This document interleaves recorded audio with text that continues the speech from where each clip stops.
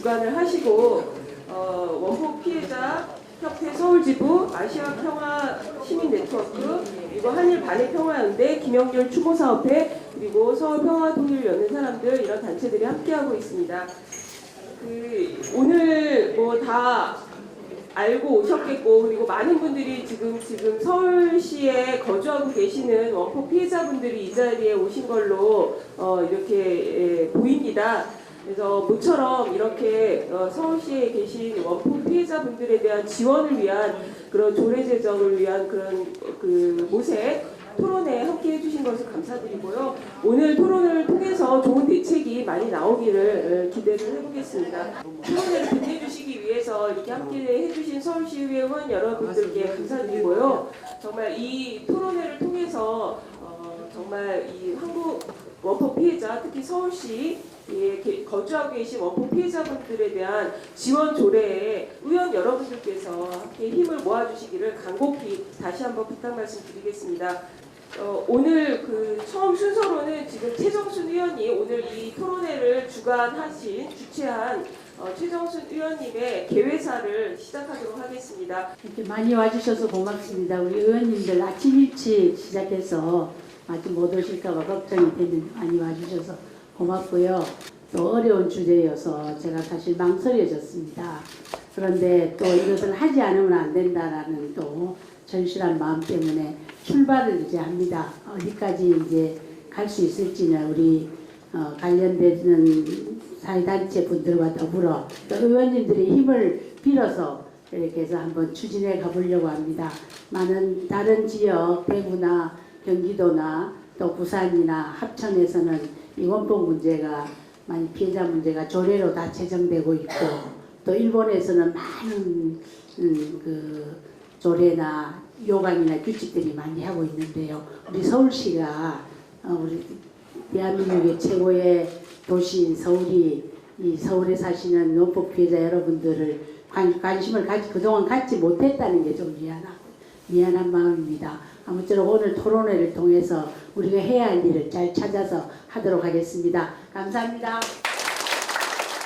네, 축사 이어서 들어보도록 하겠습니다. 우리 서울시의회 환경수자위원회 김태수 위원장님의 축사가 있겠습니다. 앞으로 모시겠습니다.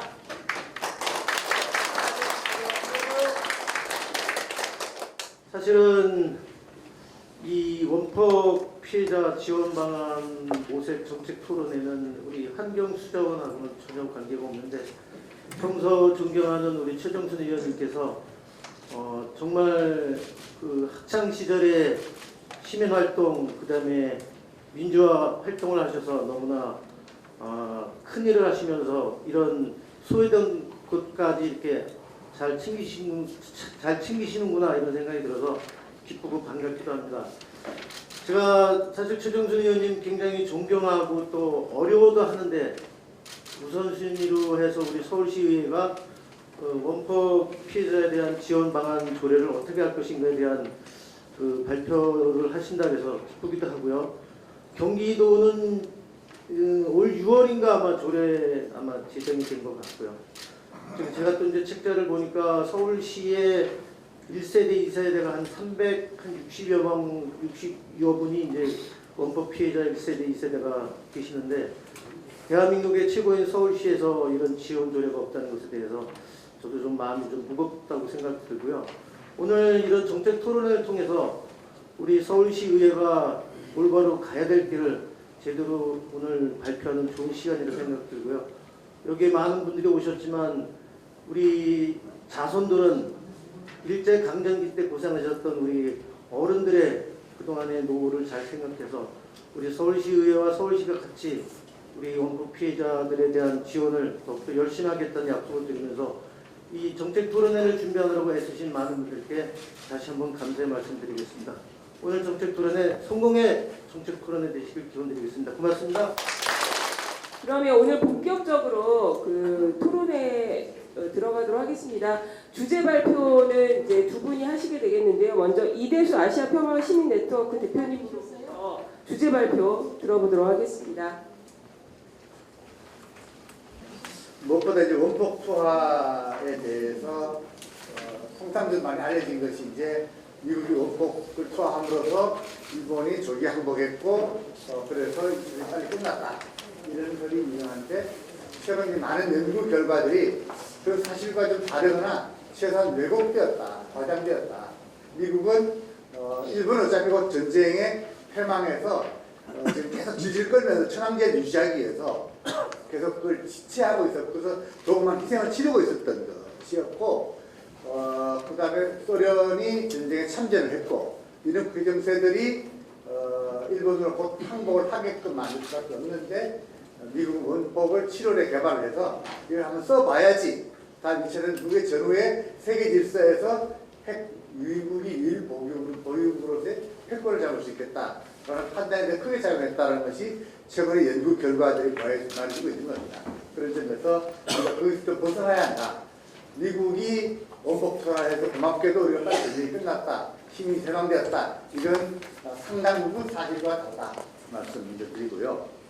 그 다음에 최근에 유엔에서 2017년에 아이캔이라는 단체가 노벨 평화상을 받았습니다. 전 세계 핵무기를 금지하자. 핵무기를 개발하고 운반하고 보급하는 일을 다 금지하자. 이제 기존의 NPT 체제보다 더 강력한 그런 핵무기 금지 협약을 유엔이 지금 추진하고 있습니다. 다행 불행하게도 아쉽게도 핵 보유국 이런 핵클럽들은 가입하지 않고 있습니다. 우리 못난 우리 대한민국 정부도 가입하지 않고 있고요. 핵무기 피해자가 이렇게 많음에도 불구하고 핵무기가 없어야 된다는 주장에 동조하지 않고 있는 겁니다. 남북한이 마찬가지고 일본도 그러니까 그냥 잠재적 핵무기 소유의 가능성이 높은 나라들인 거죠.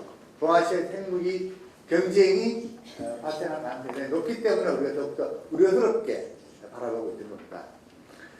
그런 점에서 이런 크다란 흐름들은 그동안에 미국의 핵무기를 개발했던 대표적인 세계 최대의 군수산업체들, 군산복합체들, 요즘 미디어 학계를 합쳐서 민핵이라고 표현하는데 그런 집단들이 계속적으로 핵무기 핵발전소를 유지하려고 하고 있습니다.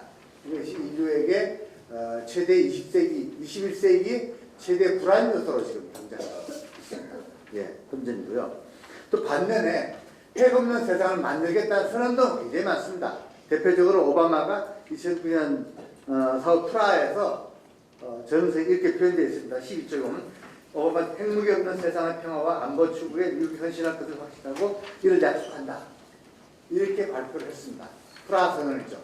그래서 노벨 평화상을 외상으로 받았는데 전혀 외상값을 지불하지 않았습니다. 그래서 사실 노벨 오바마는 전 세계 인류에게 외상을 지고 있는 겁니다. 외상도 우리가 받아야 합니다.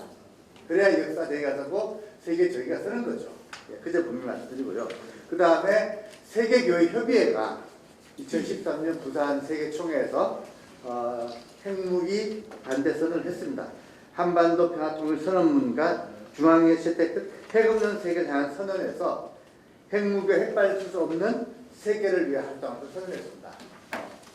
한국 교회가 세계 102개국 나라의 수많은 교회들이 참여하는 세계교회협의회가 이런 기회를 했다는 것입니다. 이날 꾸준하게 해오고 있고요. 그 다음에 오바마는 2016년 히로시마를 방문했습니다. 방문해서 유명한 선언을 했습니다. 미국의 핵무기 투하에 대한 살짝 미안하다, 유감스럽다, 이건 유감이다. 프라이 사과가 아닙니다. 유감이다. 이것도 물론 진전된 표현입니다. 근데 미국이 투하했다는 말은 없습니다. 그래서 경기도의회는 미국이 투하한이라는 조문을 넣은 겁니다. 히로시마 나와서 투하된 누가 투하한 겁니까? 미국이 투하한 거 아닙니까? 다 하는 일인데 그거를 명시하지 않는 거죠. 핵무기 투하에 대한 책임을 슬슬쩍 계속 비켜가고 있는 겁니다. 세계 최대 핵무기 신형 최대 많은 핵무기를 보유하고 있는 미국, 그걸로 지금 한반도 이른바 북핵 문제로 한반도 위협을 압박을 하고 있는 거죠. 그다음 2016년 몬트리올 세계사회 포럼에서 마찬가지로 핵무기 없는 핵발전소 없는 세계를 하고 있습니다. 이렇게 전 세계에서 한편으로는 유엔을 중심으로, 한편으로는 민간을 중심으로, 그게 밀려서 미국도 제스처상으로는 핵무기 없는 표현을 합니다. 그리고 김일성 북한 조선인민공화국의 주석도 한 번 더 비핵화를 유언으로 남겨놓고 있습니다. 실은 어떻게 할지는 또 다른 문제입니다. 이렇게 노벨 평화상을 ICAN이 받고 그리고 핵무기 금지 협약이 전 세계에 추진되고 있습니다. 다만 우리가 그것에 과문해서 우리 언론이 관심 갖고 보도하지 않아서 이런 일들을 잘 모르고 있는 거죠. 또 중요한 것이 하나 있습니다. 유엔 인권이사회가 있습니다. 안전보장이사회와 필적하는 인권이사회가 있는데 인권이사회는 전환기의 정의라고 하는 표현을 씁니다.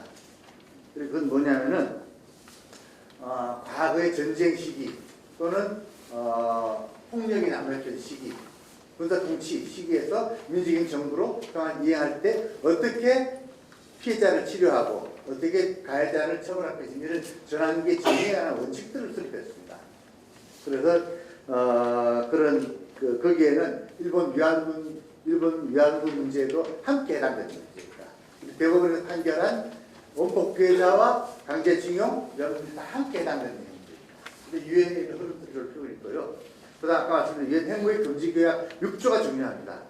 제가 14쪽에 밑줄 친 14쪽 중간쯤 하다 보면 이렇게 협약 제6조 피해자의 원조 환경 법권 폐지를 각 당사국은 핵무기의 사용이나 실험에 영향받는 그 사법 관할 내 개인들에 관하여 적용하는 국제적 인도적 법과 인권법에 따라 의료, 재활, 심적 지원을 포함하여 차별 없이 연령 및 성별로 민감한 원조를 적게 제공하고 그들 사회적 경제 포용을 제공하도록 한다.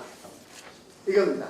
이게 유엔 핵무기 금지 협약이 6조항에 지금 현재 한 100개국이 동의하고 채택하고 있는 이 조항의 핵심적인 내용입니다. 여러분들이 피해자로서 또 당세대로서 후손으로서 이런 위험 노출됐을 때 이런 보호를 받도록 이런 배려를 받도록 하는 권리를 명시하고 있는 겁니다. 이것은 유엔 인권협약의 정신입니다. 예, 그리고 또 한반도를 둘러싸고 있는 핵무기 관련한 사항도 있습니다. 그러니까 일본과 한국은 또 약간의 일부 중국이 포함 대만 일부 포함해서 아시아국은 최초로 미국이 투하한 핵무기 희생자입니다. 현재까지 유일무이한입니다. 직접적인 핵무기 투하에 의한 물론 핵실험에 의한 피해자 많이 있습니다. 그리고 후쿠시마 사태 이래로 미국 병사들이 로널드 레이건 항공모함을 타고 제대로 안전장치나 사전주의가 되지 않은 채로 상륙했다가 많은 지금 미군이 지금 여러 명이 죽고 희생나고 그래서 미국 정부와 일본 도쿄전을 향해서 소송을 하고 있습니다. 제가 그 내용을 쭉 작성을 해줬습니다. 한반도를 중심으로 한 동북아에서의 이 핵무기와 핵발전소 관련 상황이 쭉쭉 전개되고 있습니다. 그런 반면에 또 우리가 작년 그리고 올해 우리 남북 그 정상들이 판문점 경계를 살짝 넘나들면서 또 트럼프까지 3자가 또 넘나들면서 한반도의 평화를 살짝 예고편으로 보여주고 있는 그런 활동들도 있습니다.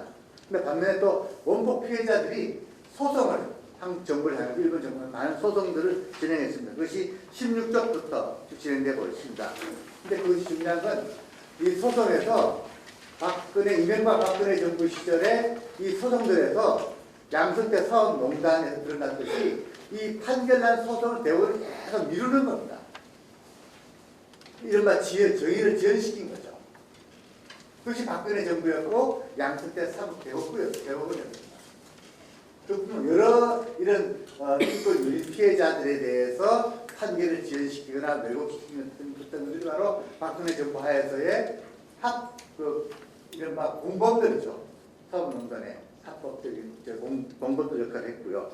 그 다음에 부산 고리 이런 원전 그다음 반면에 또 국회에서 그 2016년 원전 복귀의 지원 특별 통과를 시켰습니다. 경기도 했고요. 근데 또 한편으로 전 세계적으로 많은 소송들이 진행되고 있습니다. 2017쪽 보면은 비키니 남태평양 비키니 섬들에 있는 주민들이 미국 정부를 상대로 소송을 하고 있습니다. 그 다음에 마샬 제도 주민들도 핵 강력 전체를 상대로 소송을 하고 있습니다. 왜냐하면 일부에게 핵무기를 만들어서 사용하고 실험하고 했던 당신들에 대한 소송을 지금 진행하고 있는 거죠. 물론 뭐 쉽게 이길 수 있는 소송은 아닙니다.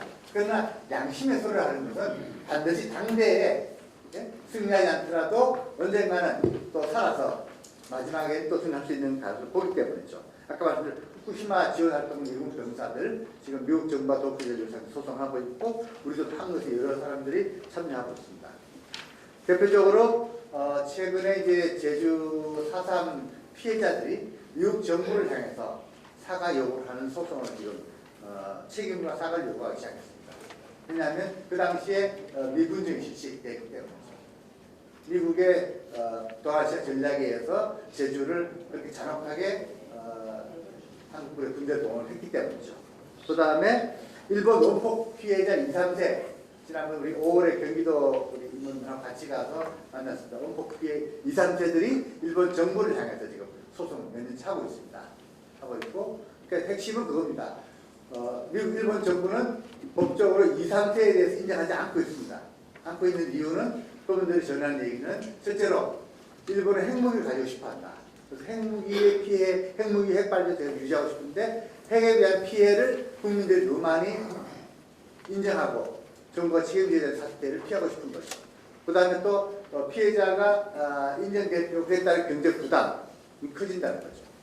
또 그 다음에 핵발전을 유지하고 싶어한다. 이런 이유들 때문에 정부는 지금 그나마 우리 정부가 최근에 이제 법 개정 2, 3조를 포함하는 법 개정에 저장도 나가겠다는 단가한 소식을 듣고 너무 상당히 의미가 있다고 봅니다.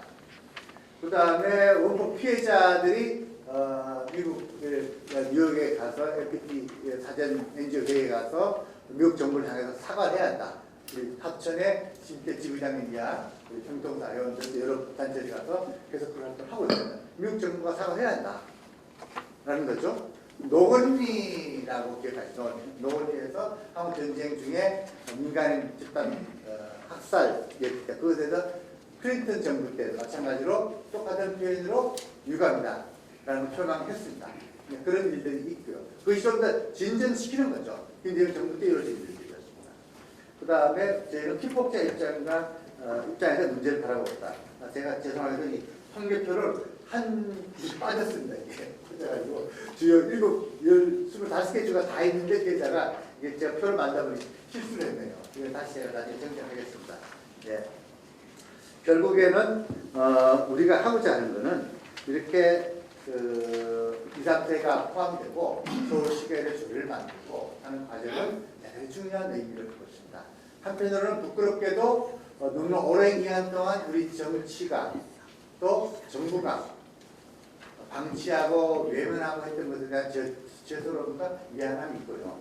또 그런 이유에 두 번째로는 권리를 빼앗겼기 때문에 눈물을 했던 분들의 호소를 듣지 못하는 우리 국민들의 일반 시민들의 그런 반응과 자각이 필요한 것이고 또 그것을 통해서 우리가 비록 적은 수일지라도 우리 이런 소수이지만 가장 2중 3중의 고통을 받아왔던 문폭 피해자분들의 소리를 듣고 이제 그분들의 인권과 또 다시는 이런 일이 반복되지 않도록 하기 위한 이런 재반 조치들을 해야 한다고 생각합니다.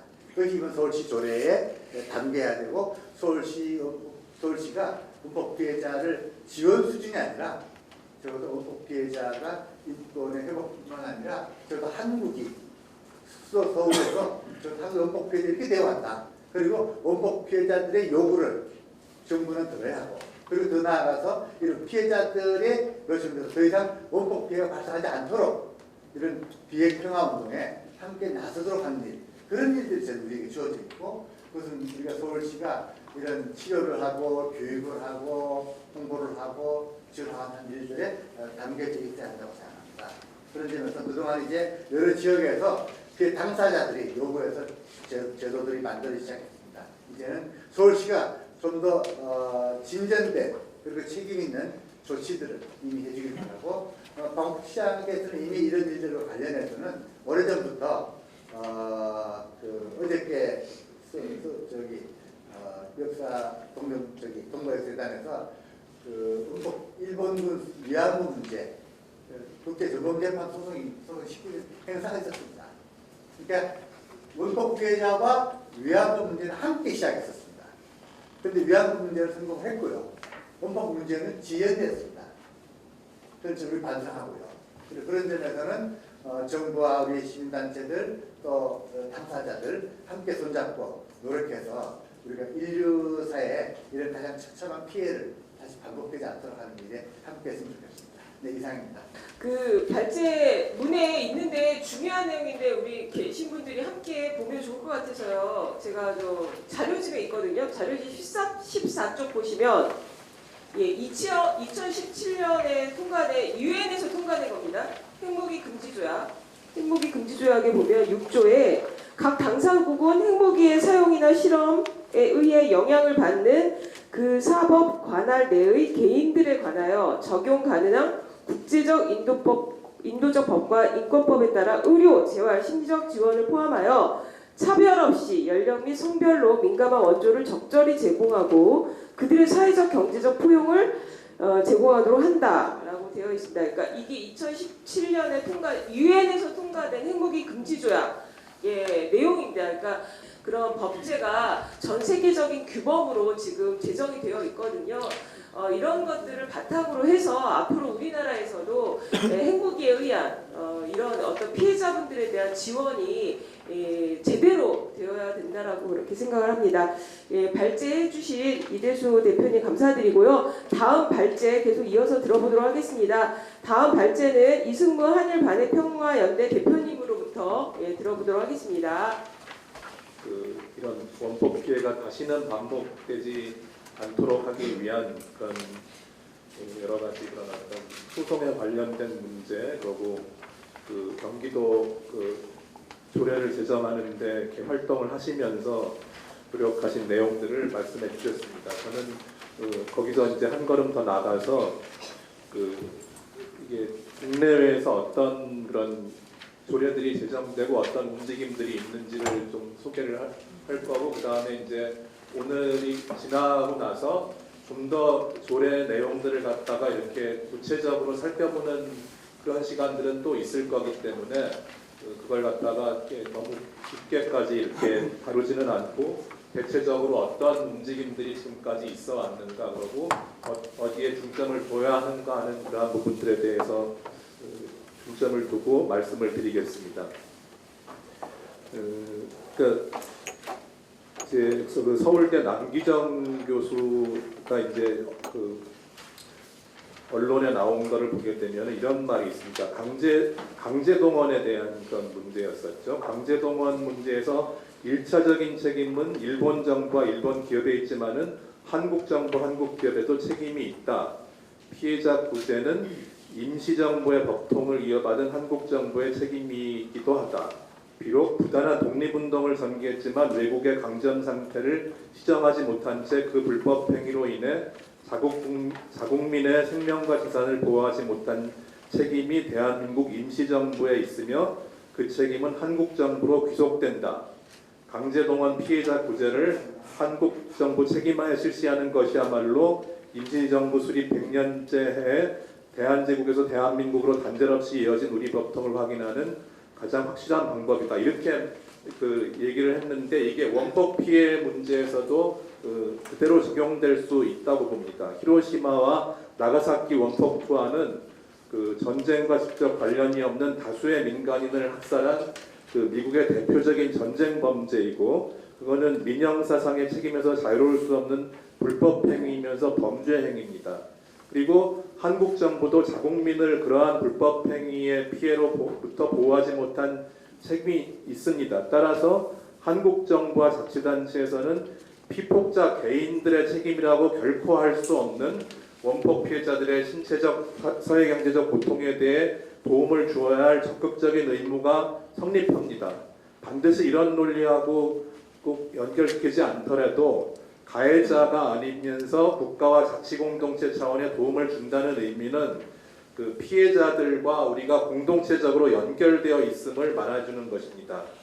넓은 의미에서 원폭 피해자 범위에는 일제감정기에 고통을 당한 선조를 둔 한국 사회, 일본의 식민지 지배로 인한 해방 후에 계속된 분단과 폭력의 상처를 안고 있는 모든 한반도 주민이 그 원폭 피해자 범위에 속한다고 할 수 있습니다.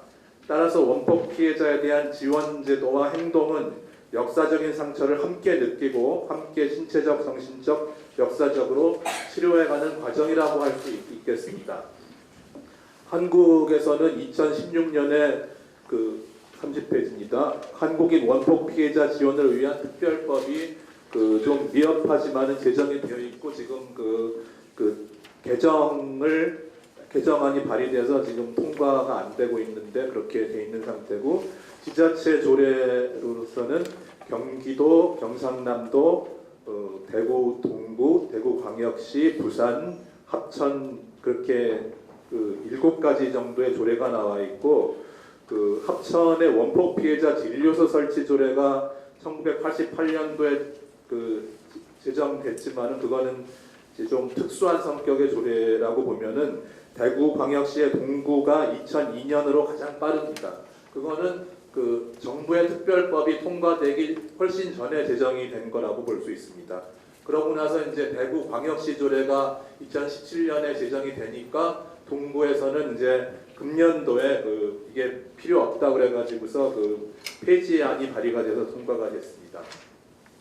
경상남도는 2012년에 조례가 제정됐고 그래서 그걸 토대로 경상남도 원폭 피해자 실태조사가 실시가 되었습니다. 그 조례 구성들은 이렇게 거기 표에 소개가 돼 있는데 비슷하지만은 처음에 제정된 걸수록 좀 내용이 간단하고 그다음에 최근 제정될 걸수록 이제 좀 면밀하게 검토를 해서 자세히 들어가 있는데 경기도가 제일 최근에 제정된 거기 때문에 길게 돼 있고요. 그래서 경기도에서 특징적인 거는 지원위원회와 지원센터 설치 운영위원회 조항이 들어가 있다. 그래서 그 민간 참여의 통로가 확보되어 있다는 것이 있고요. 그리고 대구의 조례에서도 2019년 개정이 되면서 그 협력 체계 구축, 그러니까 거버넌스라고 그렇게 말을 하던데 그런 것이 들어가서 최근의 추세가 반영되어 있고요. 부산 같은 경우는 실태조사라고 하는 것을 별도의 조항으로 둬서 그 필요성을 강조하고 있습니다. 그리고 지원센터의 설치에 대해서는 경남과 경기가 그렇게 규정을 두고 있습니다. 그리고 어떤 사업들이 지원 사업이다라고 하는 그러한 부분들에 대해서도 쭉 비교를 해보게 되면은요. 이제 여기 그 조문이 앞에 그 이대수님 발표에 나와 있기 때문에 보면은 원폭 피해자 지원 시책 개발 및 연구, 원폭 피해자를 위한 복지 지원 프로그램 개발, 원폭 피해자 실태 조사와 자료 정리, 원폭 피해자 의료 및 상담 지원 교육, 원폭 피해자 추모 사업, 원폭 피해자를 위한 정보 및 그 밖의 자료 제공, 그다음에 도지사가 필요하다고 인정하는 사항 이렇게 되어 있습니다. 이렇게 지금까지 조례가 제정된 것을 보게 된다면은 조례라는 것은 자치 공동체 주민들의 필요와 의지에 의해서 정해진 것이지 반드시 국가 법령을 근거로 하고 내용상으로 국가 법령이 있어야만 그게 된다라고 하는 것은 아니라는 것을 알 수 있고 또 법률가들에서도 여러 가지 설이 있지만은 그런 것들은 인정이 되고 있는 걸로 보여집니다. 그 다음에 우리나라를 넘어서 일본의 조례들을 좀 살펴봤는데요. 일본 같은 경우는 여기 부록에 그 여러 가지 조례, 그 다음에 그 규칙, 그 다음에 요강 이런 게 있는데 대부분의 그 지방자치단체에서는 요강으로 돼 있는데 요강이라는 거는 자치단체에서 임의적으로 만든 그러니까 그 법적인 그런 그 체계에 들어있지 않은 자치단체의 그야말로 자치적인 그런 그 하나의 규정이라고 할 수 있습니다. 그리고 조례들을 살펴봤을 때 우리나라의 조례들보다는 훨씬 더 의료적인 지원에 이제 초점이 맞춰져 있는 것을 볼 수 있는데 대표적인 게 이제 동경시의 그 원폭 피해자 지원 조례하고 조례 시행 규칙을 보게 되면은 그러한 의료적인 부분, 그다음에 그 원폭 피해에 해당되는 질병은 어떤 것들이고 원폭 피해에 해당된다고 볼 수 없는 질병들은 어떤 것이다. 그리고 또 새로 그 원폭 피해에 해당되는 질병이라고 볼 수 있는 거를 인정해 줄 수 있는 그런 절차들을 갖다 둬가지고서 굉장히 원폭 피해와의 연관성을 강조하고 있고요. 그다음에 원폭 피해의 유전이 돼서 2세, 3세들의 당하는 그러한 거에 대해서는 조례에서는 일체 그게 배제가 돼 있습니다. 예, 요강에서는 그런 게 이제 원폭 피해자의 자식 이런 식으로 애매한 표현으로 요강에서는 법률이 아니기 때문에 그런 게 들어가 있는데 이 법 체계에서는 일본에서는 그걸 완전히 배제하고 있다는 그런 특징이 있습니다. 그다음에 이제 국제적으로 봤을 때 아까 핵무기 금지 조약이 2017년도에 이제 발효가 됐습니다. 2017년 말에. 그런데 거기에서 6조 아까 소개해 주신 그거에 핵무기 금지 조약에서 이제 피해자 지원이라고 하는 게 나오는데 그러면 그게 과연 어떤 내용이 되어야 하는가 하는 그런 문서가 국제 인권 클리닉이라고 하는 데서 나왔는데 거기 보게 되면은 원폭 피해자 지원의 개념은 이거는 자선이 아니다. 자선을 베푸는 게 아니라 피해자 인권 실현에 초점을 두고 피해자의 필요가 무기의 사용을 인해 그들이 겪은 피해에 맞추어진 조치들을 통해 충족되도록 보장한다. 권리 기반 접근이 되어야 된다는 거고요. 모든 피해 당사자 국가가 어느 사람이나 집단의 인권 향유를 가로막는 경제적, 사회적 또는 물리적 장벽들을 철거함에 의한 것을 포함하여 그 영토 내의 모든 사람의 사회에 참여할 권리를 존중하고 보장하는 것을 보장해야 함을 인정한다. 이 접근법은 피해 당사자 국가가 피해자들이 피해자들이기 때문에 그들의 인권의 향유에 대한 장애물을 경험하지 않도록 보장해줄 조치들을 설치할 것을 요구한다. 실제로 피해자 지원 조치들은 의료에서부터 개별 피해자들을 위한 심리사회적 지원에서부터 피해 당사자 공동 사회들에서의 빈곤 저감 전략들까지 포함할 수 있다. 피해자 지원 의무는 또한 피해자들이 필요를 더 잘 충족시키기 위한 피해자 지원 프로그램들을 어떻게 개선할지에 관한 지속적 논의를 위한 전국적이고 국제적인 포럼의 창설을 촉진하도록 도와줄 수 있다. 이렇게 강조를 하고 있어서 아주 사회 경제적인 포괄적인 지원으로 규정을 하고 있고요. 세 가지 기본 원칙을 얘기하고 있는데 첫 번째는 피해자의 필요에 대한 맞춤형 지원이 되어야 된다는 것이고 두 번째는 원폭 피해자들이 의사결정에 참여해야 된다는 것이고 세 번째는 무차별의 원칙이 적용돼야 된다는 것입니다. 물론 모든 법률에는 그러한 평등하고 무차별이라는 게 이미 전제가 되어 있지만은 이걸 갖다가 적용하는 과정에서는 피해자들을 이렇게 범주화시키고 관료들이 이제 행정의 편의상 이렇게 분류를 하게끔 되어 있습니다. 그러다 보게 되면은 또 거기서 굉장한 어떤 배제가 되는 경우도 있고 또 이 지원에서 부당하게 차별을 당하는 경우가 발생을 합니다. 이제 그렇기 때문에 무차별을 강조하는 것은 그러한 행정 편의적으로 그러한 2차적인 피해자들이 발생하지 않도록 하는 것을 굉장히 강조한 것이라고 볼 수 있기 때문에 조례 제정에서도 이 점은 강조되어야 한다고 생각을 합니다.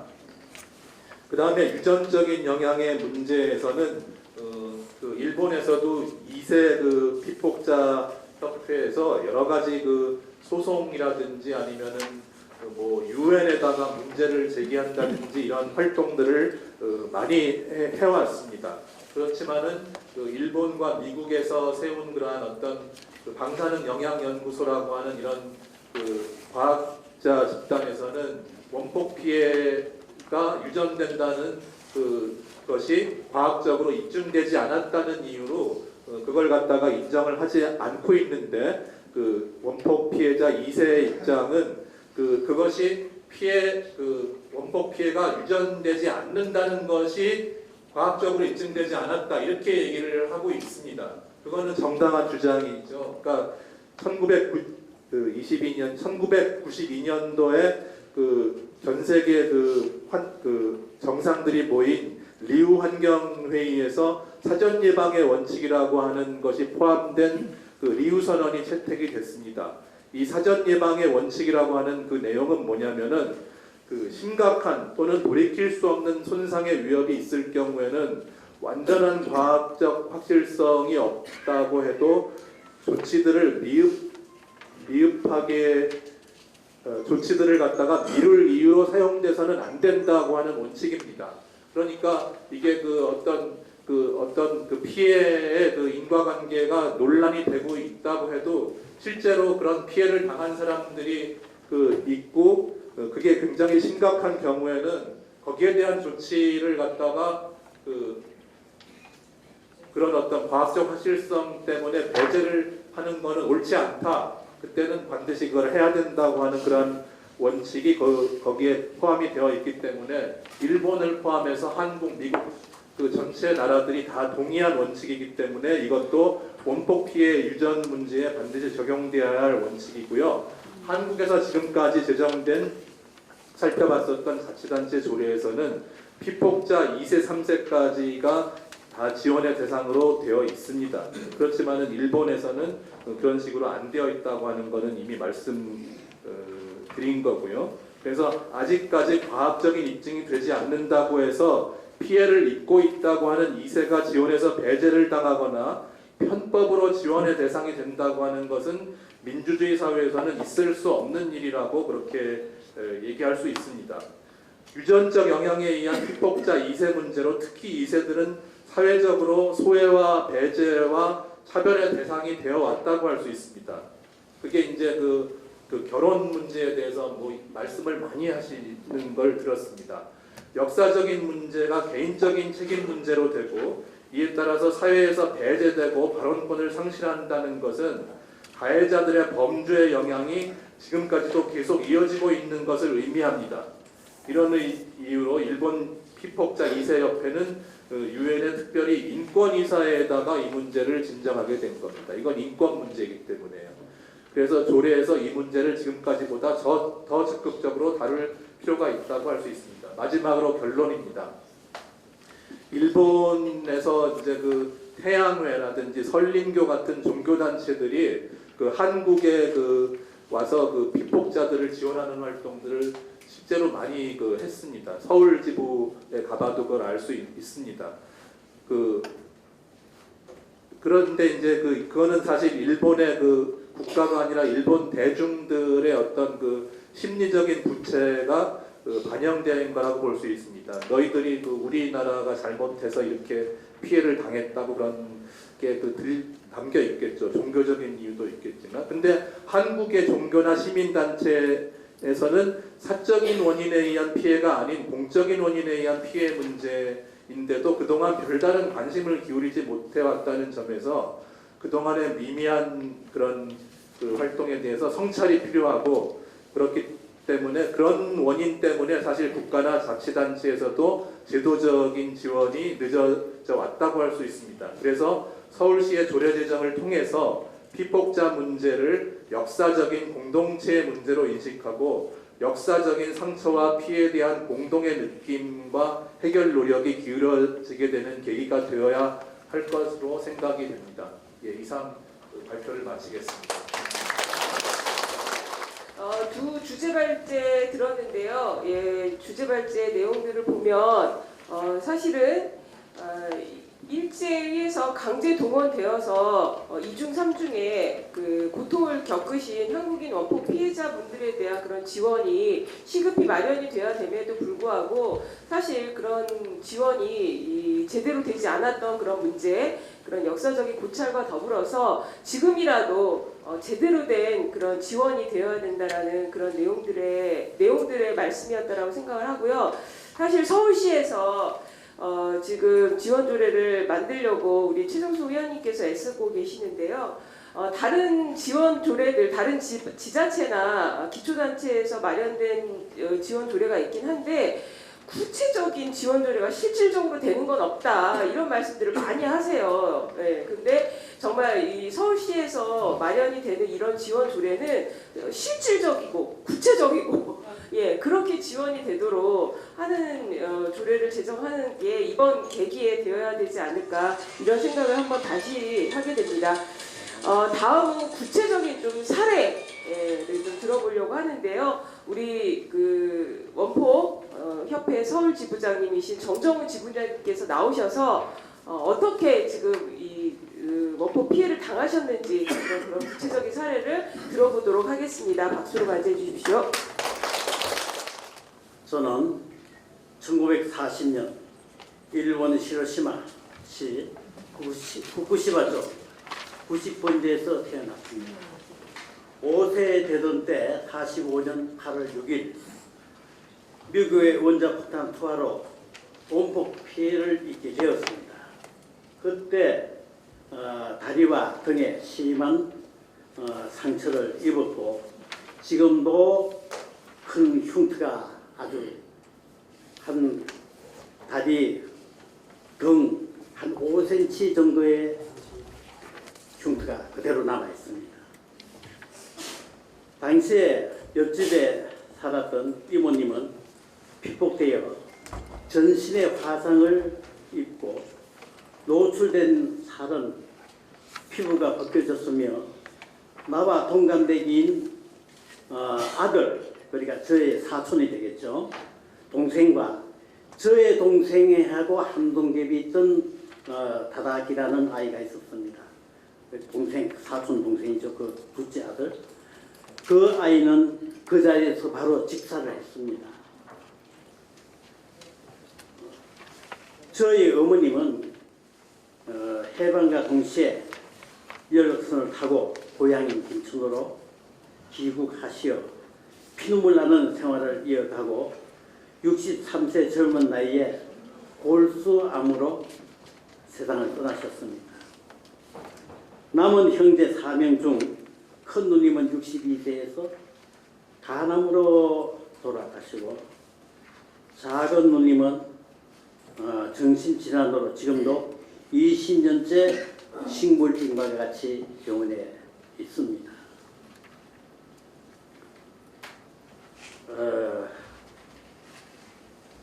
같은 삶으로 보내고 있죠.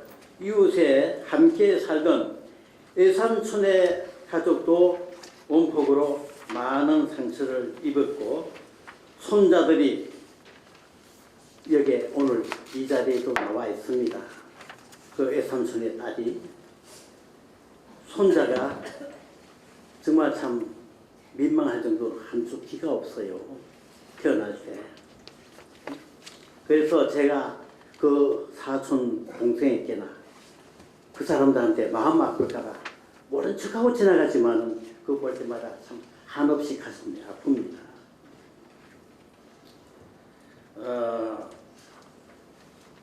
그 외에 또 다른 손자는 외삼촌의 손자죠. 말을 못하는 아이로 태어났습니다. 그래서 그런 하나의 유전적인 요인이 아닌가 하는 생각도 많이 하게 되고 또 그럴 것 같다고 보고 있습니다. 그래서 2019년 3월 1일 저는 서울 지구에 살림살이를 인계받게 되었습니다. 그때 운영 자금은 한 푼도 없고 부채만 500여만 원 남아 있었습니다. 힘든 여건에서 어떻게 운영을 할 것인가 고민만 가득했습니다. 한국원포피해자협회 산하 5개 지부 중 부산지부, 대경지부, 합천지부는 조례가 잘 되어서 지자체로부터 지원을 받아 어려움이 별로 없이 운영되고 있었습니다. 그러나 서울지부는 어느 곳에도 지원이 없어 회원의 제비로 운영하기에는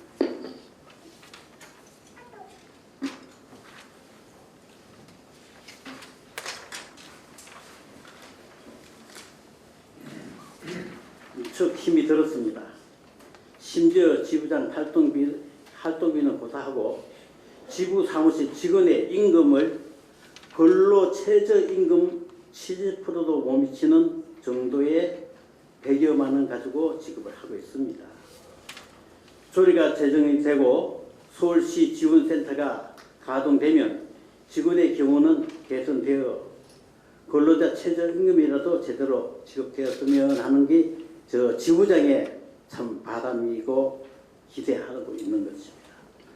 오늘 이렇게 서울시의회 원법 피해자의 조례 제정을 위한 토론회가 열리게 되어 무한히 기쁘고 반갑습니다. 서울지부장인 저는 금년 5월 22일부터 7월 31일까지 서울시 중앙의료원으로 출근을 했습니다. 서울지부 회원님들이 건강검진 수금을 도우며 한 분 한 분을 만나게 되었죠.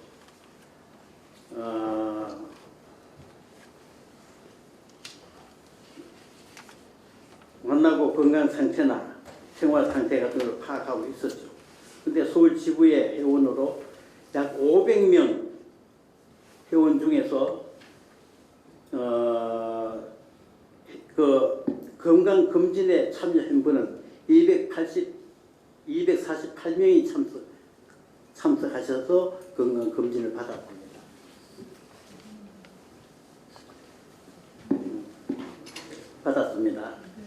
그리고 150여 명은 건강검진을 받지 않으셨습니다. 그리고 왜 안 받으시느냐 하고 제가 몇 분에게 상당히 많은 수에게 전화를 직접 했습니다. 했더니 몸이 불편해서 못 나간다. 걸을 힘이 없다. 또 많이 아프다. 정말로 한 분 한 분 살펴보니까 상당히 많이 아파요.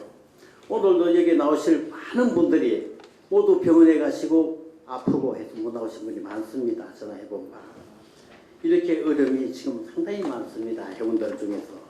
정말 이분들이 어떻게 앞으로 건강한 모습으로 다시 만날 수 있는 기회가 있을까 하는 게 저는 항상 마음속에 담고 있습니다.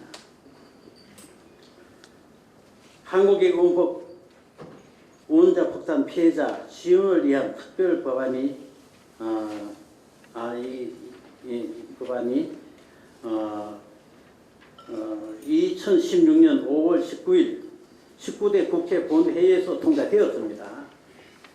지금까지 3년 넘게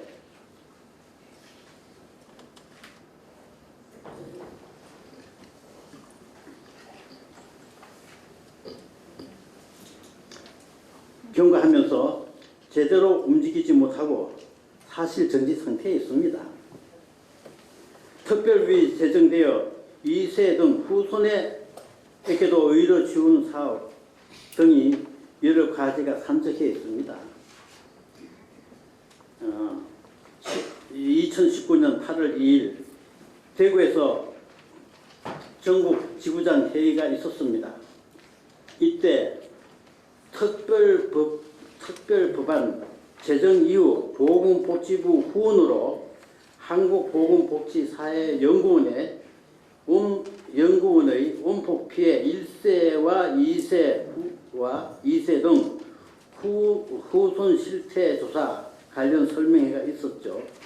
현재 협회와 각 지부가 원폭 피해자 건강 상태 파악, 조사 참여 및 개인정보 활용 동의서를 받고 있습니다. 현재 동의서 완료 후에 보건복지부는 피해자 건강 역학조사와 원폭의 기인성 등 면밀한 조사가 있다고 합니다.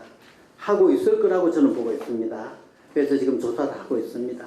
여기에서도 우리 회원들 또 2세들 모두 참여를 많이 하시가지고 혹시 전화를 지부에서나 협회에서 전화를 하게 될 겁니다. 이때는 참여하셔서 모두 동참해 주시기를 저는 간곡히 부탁드리면서 오늘 사례를 이걸로 종료할까 합니다. 감사합니다. 서울시에서 원폭 피해 지원 조례를 좀 만들어야 할지 그런 내용에 대해서 같이 좀 진지하게 이야기를 좀 나눠보도록 하겠습니다. 예, 모두 좀 앞으로 좀 나와주시죠. 앞에서 세 가지 발제를 보셨는데요. 너무나 또록또록하고 분명한 발제 핵심이 전달되는 그런 강의가 아니었나 생각이 듭니다.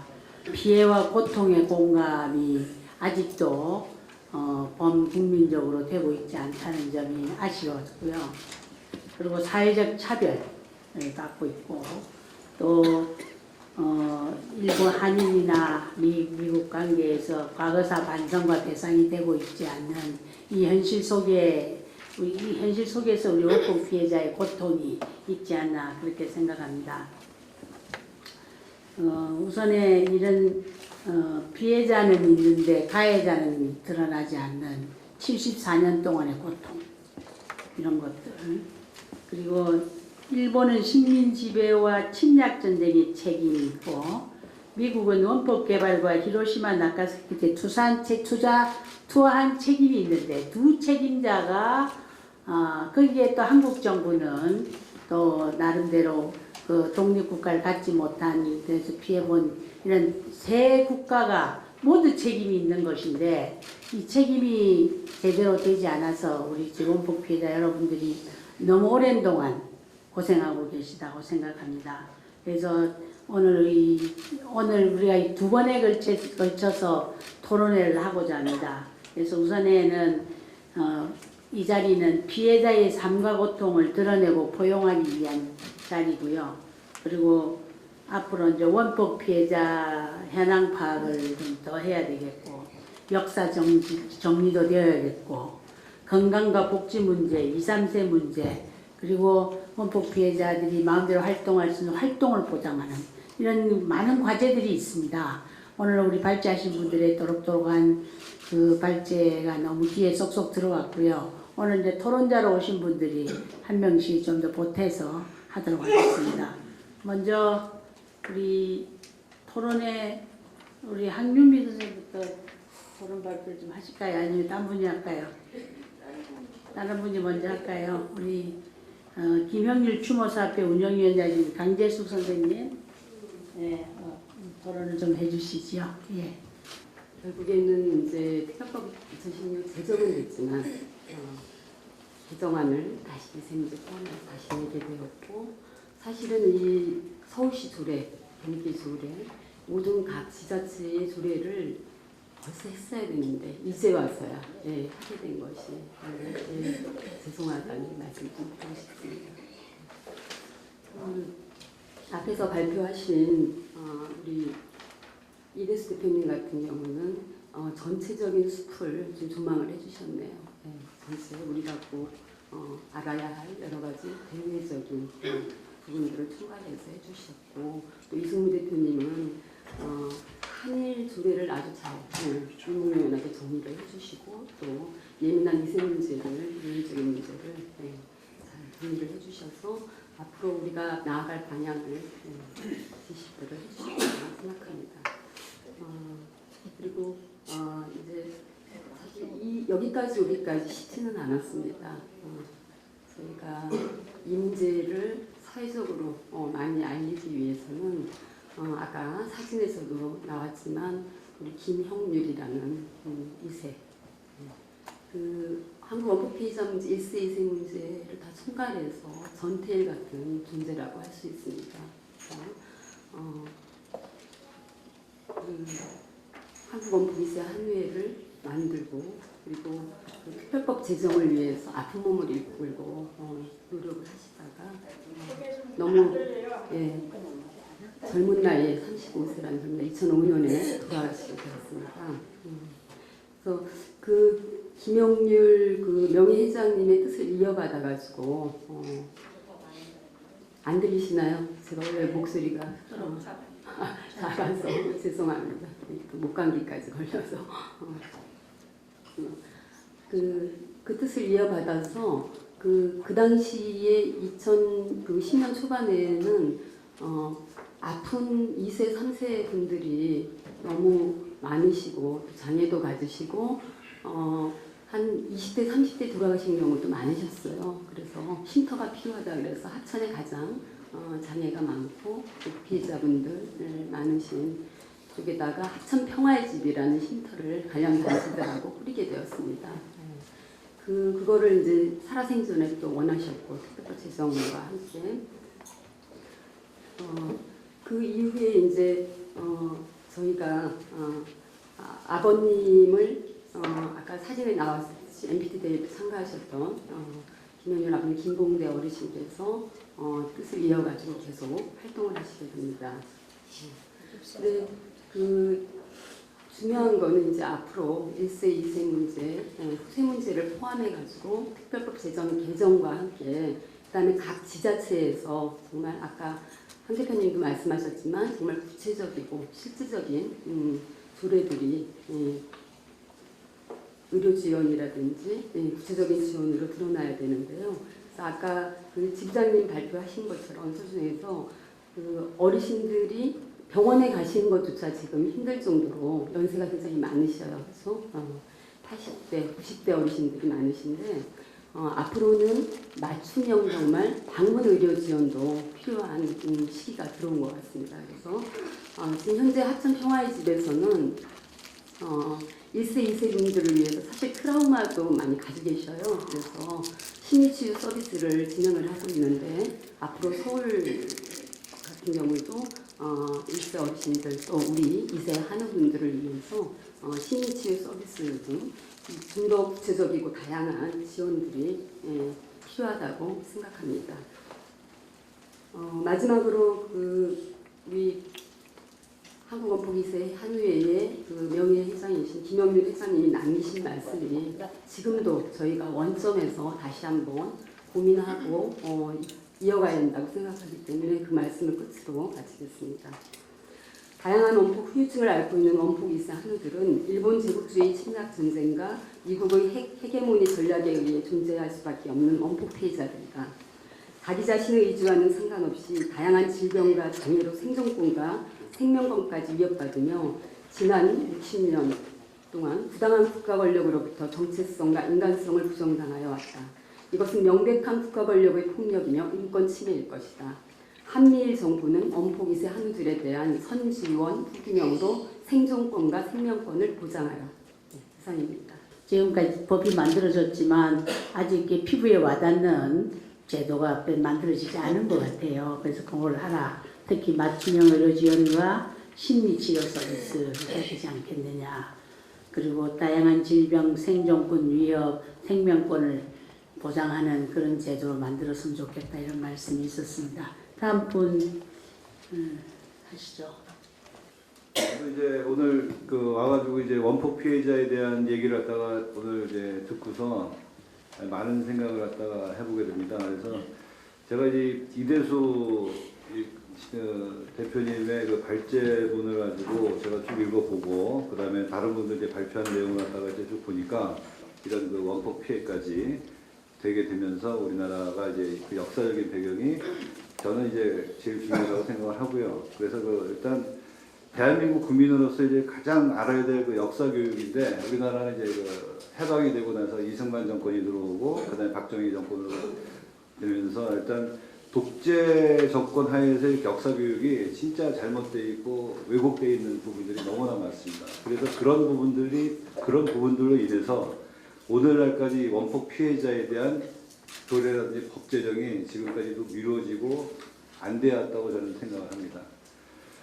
그래서 제가 5000년 그 역사부터 쭉 시작을 해서 지금 현재 1592년 임진왜란, 1894년 동학혁명, 그리고 1905년 7월 29일 가스라 테프트 미락부터 우리나라의 역사를 한번 봐야 된다고 저는 생각을 하고요.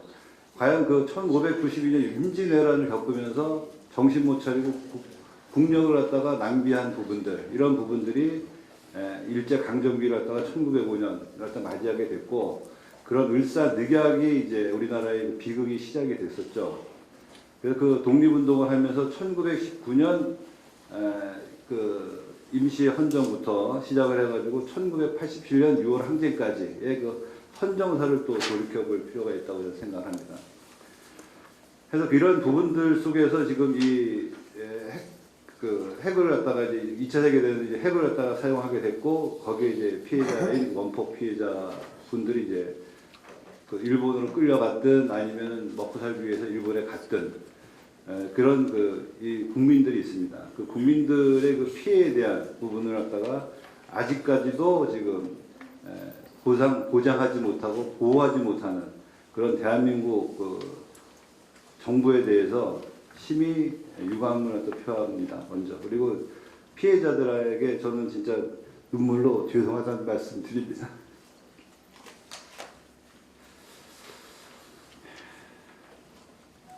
그리고 지금 이제 보면 이제 독일 같은 경우는 이제 이런 전쟁 범죄자들에 대한 처벌이 아주 철저하게 이루어지고 있는 반면에 대한민국은 일본 친일 이완용이나 을사 오적 같은 사람들 이런 놈들한테 무지하게 관용적인 나라입니다.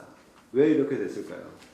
이 부분에 대해서도 우리가 역사적으로 한번 다시 재조명을 해봐야 되고 이런 부분들을 갖다가 진짜 척결하지 않으면 이 원폭 피해자에 대한 인권과 이 지원 방안이 어떻게 될지 저도 잘 모르겠습니다. 근본이 지금 흔들리는 상황에서 이런 부분들을 갖다가 먼저 잡지 않고 이게 과연 가능할까 하는 그 의구심을 갖다가 가지면서 제가 말씀을 이어가도록 하겠습니다. 일본도 독일처럼 사죄하도록 만들어야 되고요. 그 다음에 현재 서대문 형무소 같은 경우는 국가유공, 독립유공자라든지 이런 사람들이 이제 많이 거기서 이제 옥사를 거치고 이제 돌아가신 분들이 많으신데 서대문 형무소만 저는 지금 돈을 받고 있는 것 같아요. 입장료를. 그리고 다른 데 같은 데 역사박물관 같은 데 전부 다 무료로 지금 개방하고 있는 것 같은데 이런 부분에서 이제 일단 대한민국의 독립 운동가들이 많이 거기서 돌아가시고 역사관을 저는 무료로 개방하면서 일단 역사 인식을 갖다가 높여야 된다라고 저는 생각을 하고 있고요. 그러면서 이제 가스라 테프트 미락에 대해서도 저는 많이 생각을 해야 되고 그다음에 가스라 테프트 미락에 대한 부분을 갖다 제가 잠시 한번 말씀을 드리면 1905년 7월 29일 날 미국의 육군 장관 테프트 하워 테프트하고 일본 내각 총리 가스라 다로가가 도쿄에서 회담한 내용을 담고 있는데 그 내용은 식민 통치를 갖다가 어떻게 할 것이냐에 대해서 미국과 일본이 미국은 필리핀을 일본은 한국을 해서 이런 부분을 갖다가 재확인한 것이었고 그런 부분에서 미락이 미국이 이제 쉽게 얘기해서 지금 일본이 한국을 갖다 점령하는 것에 대해서 일단 묵인을 했다는 거죠. 그러면서 한일 일사늑약이 생겼고 그런 부분으로 해서 이제 일제가 우리나라를 갖다가 이제 침략을 하는 그런 계기가 됐다고 저는 생각을 하고 있습니다. 이런 부분들에 있어서 다시 한번 정확한 역사 인식이 좀 필요하다고 보고요. 그 다음에는 한국의 일제 강점기 때부터 시작이 된 독립운동과 그다음에 이런 부분 국가를 다시 되찾기 위한 임시 정부 수립부터 헌정사를 갖다가 다시 한번 볼 필요가 있습니다. 1905년부터 이제 1905년 울산대교가 있고 그다음에 3.1 혁명이 있었죠. 1919년 3월 1일. 대한민국 임시 헌법 헌장이 1919년 4월 11일 날 대한민국 임시 헌장이 생겼고요. 저기 만들어졌고 그다음에 한성 임시정부 약법이 1919년 9월 11일 날 대통령제를 갖다가 이제 실시하는 그런 헌법이 만들어졌었습니다. 그 다음에 대한민국 임시헌법이 1925년 4월 7일 국무회의 집단 지도체제에 의한 헌법이 만들어졌고 그 다음에 해방이 되고 나서 1948년 7월 17일 재헌헌법이 만들어졌습니다. 그리고 나서 이제 8번에 걸친 이제 헌법이 쭉 있었는데 1954년 4.4 5.2 개헌이 있었죠. 박정희 이승만 대통령이. 그래서 이제 1960년 4.19가 발생하게 된 동기가 됐고요. 그 다음에 대한민국 헌법이 1960년 6월 15일 4.19 혁명에 의해서 6월 15일 헌법이 또 다시 제정이 됐습니다. 그리고 이제 그 1962년 그 5.16 군사 그 정변이 일어나서 헌법이 개정이 됐고요. 그리고 1972년 12월 27일 10월 유신헌법이 만들어졌습니다. 여러분 잘 아시겠지만.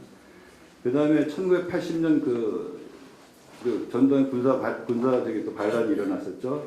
12.12 사태. 그래서 또 전두환에 의한 저기 그 헌법이 만들어졌고. 그리고 나서 1987년 저기 6월 민주화 항쟁이 일어나서 87년 10월 29일 날 지금 현행의 헌법이 만들어졌습니다. 그리고 이제 박근혜 탄핵을 하면서 이제 그 문재인 정부가 들어오면서 개헌을 하려고 했는데 국회에서 개헌을 그 국회의원들의 그 3분의 2 이상의 그 가결되지 않아서 개헌을 못하게 됐죠. 그리고 지금 현재 이 상태까지 지금 오고 있습니다. 이런 그 우리나라의 지금 이런 부분들에 대해서 좀 정확하게 제가 말씀드리는 이유는 오늘 이 자리에서 진짜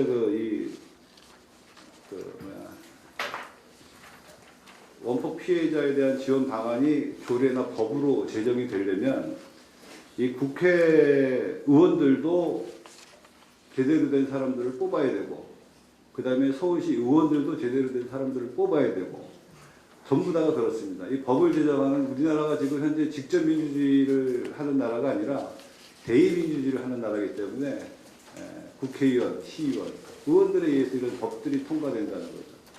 그 사람들의 정신 상태나 이런 사람들이 올바르지 않으면 이런 법들이 제정이 안 되는 겁니다. 과거 그런 사람들이 정치를 해왔기 때문에 아직도 원폭 피해자에 대한 지원 방안이나 이런 것들이 제대로 된 법을 못 만들고 있다는데 저는 그렇게 말씀드리고 싶고요. 그래서 이런 헌법이라든지 이런 부분에 제가 말씀을 드리면 이 헌법에 보면 헌법 전문에 이런 얘기가 있습니다. 전문 그 하단에 보면 안으로는 국민 생활의 균등한 향상을 기하고 밖으로는 항구적인 세계 평화와 인류 공행에 이바지함으로써 우리들 자손의 안전과 자유와 행복을 영원히 확보할 것을 다짐하면서 1948년 7월 12일 제정되고 8차에 걸쳐 개정된 헌법을 이제 국회 의결을 거쳐 국민투표에 의해 개정한다가 1987년 최종적인 헌법입니다. 이 전문에 대한 부분과 더불어서 여기에 수많은 그 국민들의 안전, 그 다음에 여러분들의 평화, 행복에 대한 추구에 대한 그 조항들이 있습니다. 당연히 헌법은 국가를 운영하기 위해서 하는 그 규범인데 이 규범 속에 국민은 이걸 갖다가 누릴 권리가 있는 겁니다. 왜? 여러분들이 살면서 세금을 내지 않습니다. 이 세금으로 국가가 운영이 되기 때문에. 그래서 오늘 여러분들께서 다시 한번 말씀을 드리지만 우리가 직접 목소리 내고 이런 부분들에 대해서 오늘 서울시 의원님들 많이 오셨는데 이런 의원님들이 반 이상이 아니면 어떤 그 의결사항은 3분의 2 이상이 찬성을 해야 조례가 제정이 됩니다. 국회 마찬가지로 과반수 이상이 또는 3분의 2 이상이 찬성을 해야 법이 제정이 됩니다. 이런 부분에서 사람이 만사인 것 같습니다. 그래서 잘 뽑고 이런 부분들부터 시작을 해야 원폭 피해자에 대한 지원 방안이 올바르게 설 수 있다고 생각합니다. 이상입니다. 우리도 독일처럼 일본의 전쟁 범죄, 미국의 전쟁 범죄를 좀 확실하게 좀 했으면 좋겠다 이런 얘기 아닌가 싶습니다. 예, 다음은 우리 황윤미 선생님이 예. 등록 생존자 수, 대학 적십자사에 그 등록한 한국인 원폭 피해자 생존자 수가 2,344명이었고요. 8월 기준으로 보면 2,283명이었습니다. 수가 줄었죠. 61분, 61분이 줄어들었는데 그만큼 3월에서 8월 사이에 그 정도 분들이 이제 돌아가신 것으로 이렇게 추정이 됩니다. 그러니까 뭐 통계로도 한 해 한 100여 분 정도가 돌아가신다 이런 얘기가 나와 있는데요. 그만큼 지금 그 고령화 대신 한국 원폭 피해자 분들에 대한 분들이 이제 지금 막 돌아가고 계신데 이분들에 대한 실태 조사가 제대로 된 게 아직 하나도 없다는 게 굉장히 큰 문제라고 생각합니다. 한국보건사회연구소가 뭐 91년에 한 개 있고 국가인권위원회가 2004년에 한 개 있고 뭐 있습니다. 근데 그런 게 대부분 다 설문조사 가지고 어떤 분이 가서 하거나 아니면 우편조사 된 것밖에 없거든요. 그러다 보니까 이분들이 구체적으로 어떤 그 고통과 피해를 당했는지에 대한 생생한 증거 자료가 한국 사회에서 제대로 된 게 없다는 것입니다. 그래서 저희가 전문가도 아니고 매우 부족하지만 사실은 이제 이런 팜플렛을 만들어서 저희 단체 우리 청년 회원들이 피해자분들 아까 여기 영상 나온 거 보신 분도 계실 텐데 피해자분들을 이제 모셔서 구체적으로 이제 질문도 드리고 그것을 이제 증거 자료로 영상으로도 찍고 하는 그런 작업을 하고 있는데요. 이것은 이제 아주 실질적인 도움을 주기 위한 기초 자료 이런 것들을 만들기 위한 것이기도 하고요. 그리고 나아가서 오늘 발제의 주요 내용이었던 사실 일본 정부, 미국 정부 이 분들이 한국인 피폭자분들에 대해서 사죄와 배상을 해야 되는데 그런데 어떤 기초 자료로 활용을 하기 위해서도 이런 기본 자료들이 있어야 된다고 생각을 하거든요. 그래서 서울시에서 지금 지원 조례를 만든다고 한다면 물론 이것은 국가 차원에서 전수조사가 되어야 된다고 생각을 합니다. 한국에 있는 원폭 피해자에 대한 전수조사 그리고 서울시에 거주하시는 분들에 대한 그런 전수조사 이런 것들을 하기 위한 실태조사 이것이 가장 지금 시급한 문제가 아닌가 이런 생각을 하게 되고요. 그리고 이제 2018년에 그 한국보건사회연구원에서 이런 자료를 냈습니다.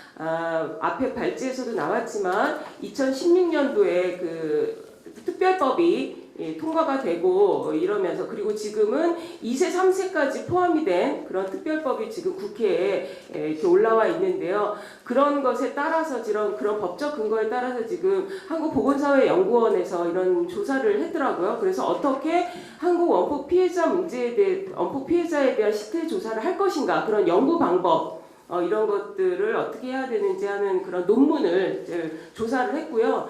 그런 예비 조사를 위해서 지금 100여 분에 대한 조사까지도 여기에서 이제 조사를 했더라고요.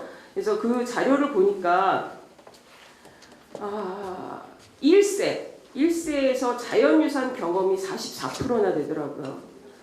그리고 사상 경험까지 12%가 됐습니다. 그리고 2세 분들에 대해서는 한 105명이 응답을 하셨는데 2세 분들에 대한 자연유산 경험이 26.2%로 이렇게 보고가 되었습니다.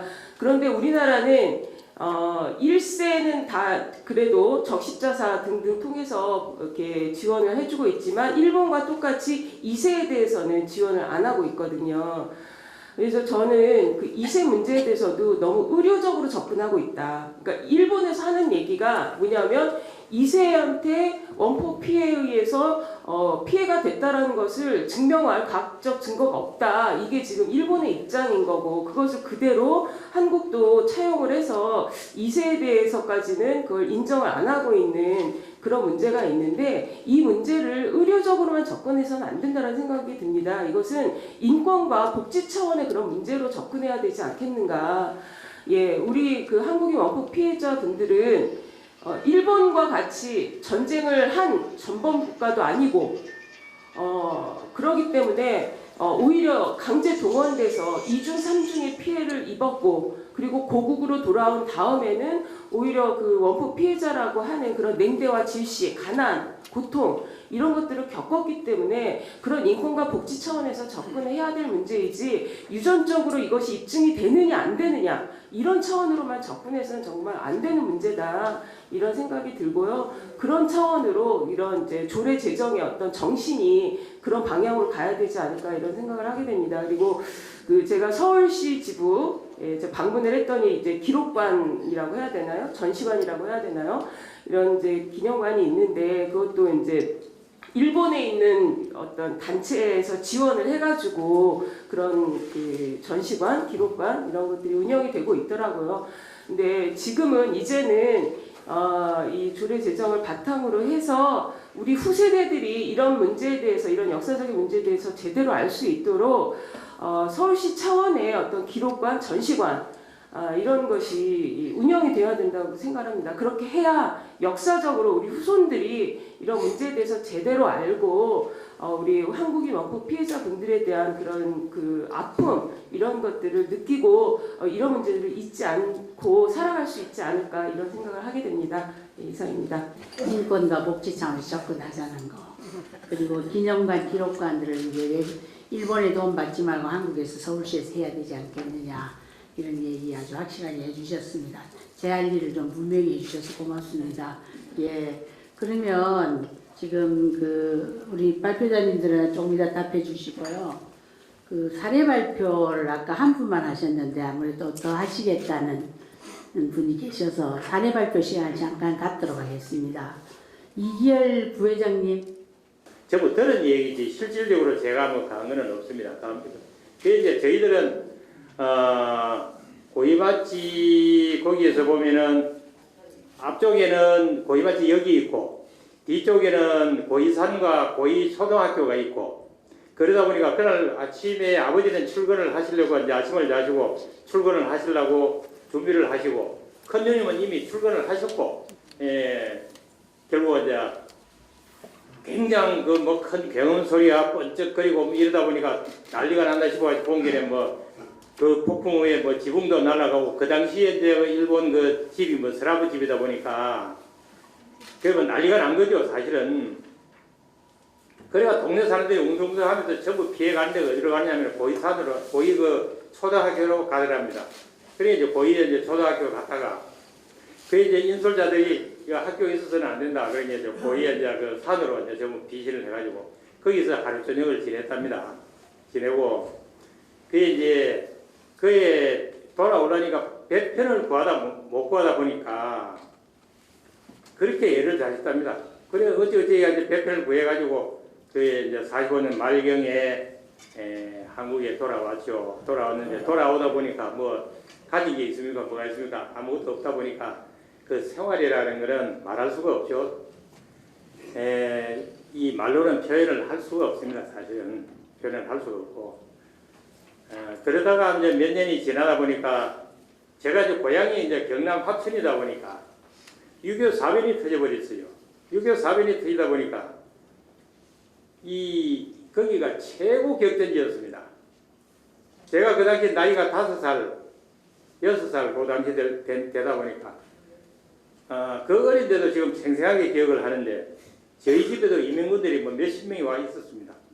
밤에는 저희 집들로 집에 와서 자고 낮에는 전부 산으로 가버리고 그래 생활을 하다가 그 사람들이 이제 전부 그 이제 폐전을 하고 후퇴를 하고 나니까 남는 거라고는 아무도 없죠. 식량도 하나 없죠. 사실은 걔네들이 뭐 전부 다 뺏어 먹고 뭐가 있습니까? 그래 이제 사는 게 초건 목표로 살았죠. 그래 살다 보니까 이게 사람 사는 게 아니고 진짜 그 산에 사는 멧돼지 생활도 오히려 지금 멧돼지들이 더 생활이 더 낫다고 봐야 되겠죠. 사실은 막 그 정도 그런 생활을 했습니다. 하다가 제가 어느 날부터인가 이제 뭐가 있었느냐면 밤으로 잠을 자려면 잠을 못 합니다. 옛날에는 우리 식구가 전부 몇 식구냐면은 제가 7남매인데 그 당시에 이제 큰 누님만 시집을 가고 이러다 보니까 식구가 이제 9명이 한 집에 살지 않습니까? 살다 보니까 한 방에 보통 5명, 6명씩 이렇게 자죠. 자다 보면 이불 하나 가지고 5명, 6명씩 자는데 자다 보면 잠을 못 자가지고 왜 잠을 못 자느냐면 코가 아파가지고 이 앉아서 지금 이래 서가 있을 때는 아무렇지도 않습니다. 않는데 이래 누우면은 아파가지고 잠을 못 자요. 그러니까 이불을 맨날 그 얼굴에 덮고 잤습니다. 지금도 제가 어떻게 자느냐 하면은 저녁으로 잘 때는 마스크를 하고 잡니다. 그러지 않으면 잠을 단 10분도 잠을 못 잡니다. 그 와중에 이제 또 이제 몇 군데 피부병이라든가 또 뭐 각종 종합병원이죠. 사실은 종합병원 이래 다니는 거는 물정하게 다닙니다만은 아마 아픈 데가 한 10여 군데는 넘을 겁니다. 다 종목 다 되지는 못합니다만 그런 생활을 지금 현재 하고 있습니다. 하고 있고 제가 이제 이 바라고 싶은 거는 아까 우리 정정 지부장님이 말씀을 하셨습니다만은 직전에 제가 서울지부장을 해드렸습니다. 하다 보니까 서울지부가 열악하기 짝이 없습니다. 지원 공급도 보통 뭐 몇 달 미뤄서 줄 정도. 우리가 이제 협회 지부 운영을 하는 실태가 어떻게 됐냐면 회원님들 그 회비로서 운영을 합니다. 한 달에 서울지부에 이 보건복지부에서 이제 내려오는 돈이 전부가 회비를 걷어가지고 내려오는 돈이 한 300만 원이 채 안 됩니다. 그래 다른 지부는 전부가 다 이제 지원 조례가 통과돼 가지고 각 지자체마다 그 지원을 많이 받지만 서울 지부는 뭐 조례 하나는 없지. 지원해주는 사회단체라고는 일본에 있는 지원단체 2개 단체가 있었습니다만은 그거는 1년에 지원해봤자 몇 푼 되지도 않는 돈이고 정말 어렵죠. 사실은 지부가. 그리고 이제 그러다 보니까 지금 현재 물론 여기 나오신 최정선 의원님을 비롯해서 우리 시의원님들 조례안을 만들어 주시려고 나오셔가지고 고생을 하십니다만은 이번에는 제대로 된 서울지부 서울시 조례안을 만들어 가지고 서울지부가 좀 제대로 좀 돌아갈 수 있는 그런 지부가 좀 됐으면 좋겠고 아까 그 우리 황윤미 그래서 말씀하셨지만 서울에 지금 현재 이제 자료관이 어떻게 됐냐면 자료관이 일본인들이 만들어 놨습니다. 일본 자료관을 이게 부끄러운 일입니다. 일본에 있는 그 시바사기라는 분이 나가사키하고 히로시마에 다니면서 그 자료를 갖다가 한 수백 점을 이래 자기가 직접 자기 자비로서 만들어 가지고 또 우리 한국에다 갖다 줬습니다. 갖다 줘 가지고 옛날에 이제 지금 현재 시장님께서 이제 사실은 남산에다가 우리 사무실하고 자료관하고 할 수 있는 자리를 준다고 이제 약속이 돼버렸습니다. 사실은 돼가지고 거기 변경이 되다 보니까 그 자료관을 주신다 그러니까 우리가 자료를 만들었죠. 그리고 이 위령비까지 만들었죠. 그 자료관 거의 무산이 되다 보니까 지금 현재 이제 자료관을 갖다가 조그맣게 한 20평도 채 안 되는 데다가 3분의 1도 지금 전시를 보낸 상태죠. 위령비도 원래 남산에다가 이제 세우기로 했는데 여기다가 이제 여기 말씀은 용산에다가 뭐 위령비라도 세워야 된다고 말씀을 하시는데 용산에다 세우든 뭐 어디다 세우든 간에 지금 현재 위령비는 실내에 세워놓은 상태입니다. 지금 그 노원구에 가면은 우리 자료관 조그맣게 한 10여 평 남짓한 데다 자료관 만들어 놓고 그 안에다가 위령비를 세워놓고 가서 그 참배를 할 때마다 참 진짜 참담합니다. 사실은 이게 위령비를 갖다 실내에다 세운다는 게 이게 어찌 보면 서울시의 부끄러움이라고 저는 봅니다. 그래 이런 모든 문제 잘 좀 숙지하셔가지고 제대로 된 조례안 좀 만들어 주셨으면 합니다. 제 바람은 그것입니다. 예, 감사합니다. 네, 안녕하세요. 저 서울지부 부주장 주하자입니다. 아버지, 어머니, 오빠, 둘, 언니 그렇게 나오게 됐습니다. 근데 갑자기 하루아침에 펑 소리와 함께 불이 퍽쩍 하더니 그 언니는 엄청 컸었습니다. 나이도 먹고 학교도 다녔습니다. 그러니까 밖으로 나갔어요. 근데 저는 5살 어리니까 무서워서 막 들어갔어요. 숨었어요. 근데 언니는 잠깐 나갔었는데 그러고 나서 저기 합천으로 나오게 됐어요. 합천 배양골이라고 저희 고향이에요. 아버지 고향. 그래 나오게 돼가지고 너무 살 수가 없으니까 우리 언니가 그래도 좀 있는 집으로 빨리 결혼하게 됐습니다. 결혼하게 됐는데 가서 애를 왜 낳았어요. 낳고 하고 저희는 살 수가 없으니까 충청도 논산을 가는데 애가 동네 그쪽으로 이사를 갔습니다. 이사를 가가지고 6개월 이렇게 그냥 살고 있었는데 언니가 애를 낳고 갑자기 아프다고 그러더니 무슨 병인지는 몰랐는데 돌아가셨다고 해요. 그렇게 애들을 낳았어요. 근데 또 걔도 또 우리 조카도 일찍 시집을 서울로 보냈어요. 그냥 옛날에는 뭐 싸서 데려간다고 그랬어요. 없는 사람들은. 그럼 그냥 데려갔는데 이 조카가 애를 낳아놓고는 아파서 저희는 이제 좀 애들 아버지가 군인이어서 전방위를 다니고 바빴었어요. 근데 한 번 오니까 조카가 다 죽게 됐다고 해요. 그래서 병원을 가봤더니 병원에 이 상수를 끼웠다가 내가 오니까 너무 좋아하면서 이모 저 상수가 다 떨어지는 거야. 저거 떨어지면 내가 죽잖아. 그래서 애거를 하면서 그냥 살려달라는 식이에요. 그래도 아니다. 상수는 얼마나 있어. 걱정 마. 그랬는데 이 몸이요. 이 다리가 이 발이 나가는데 카매요. 새큼새큼하니까. 온 데가 멍이 들었어. 우리 언니도 뭘로 돌아가신지 몰라요. 우리 이 조카도 뭔 병인지를 몰라요.